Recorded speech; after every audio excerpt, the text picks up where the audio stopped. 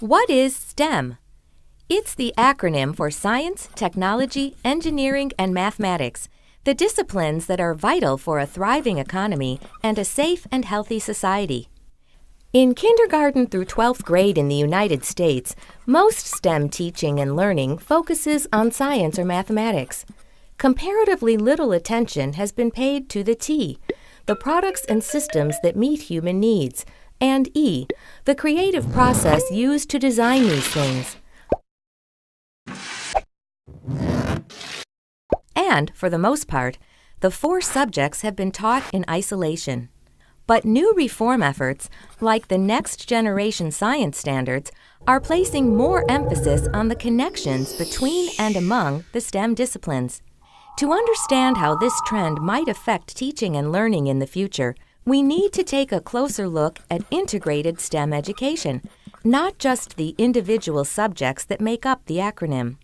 After all, in the real world, science relies on technology, mathematics, and engineering. And engineering depends on findings from science, the application of mathematics, and the use of technological tools. Imagine if K through 12 students were taught in ways that highlighted these connections. Would they learn more and more deeply? Might they see STEM disciplines as more relevant to their lives? Could it lead more of them to pursue STEM courses and careers? The answers to these questions depend in part on how integrated STEM education is implemented in schools and in out-of-school settings. Research suggests that implementation has to balance learning in the individual STEM subjects with more connected ways of learning. In addition, because it can be hard for students to make these connections themselves, teachers will need to make the connections explicit. Inside the classroom, some teachers may use instructional approaches like problem-based learning or engineering design, which are special kinds of problem solving, to introduce integrated STEM education to their students.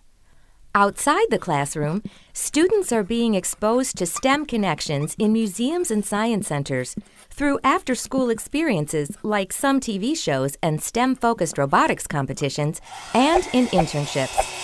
However, we need more research to better understand the potential benefits and limitations of integrated STEM education for students, teachers, and schools. What, for example, are the implications of integrated STEM education for how schools are organized? How can teachers be better prepared to teach in integrated ways? And how can we test kids to determine what they are really learning and able to apply as a result of integrated STEM experiences? The list of questions is long, but getting answers is important for students, teachers, and the nation. For more information about integrated STEM education, check out the STEM Integration in K-12 Education report.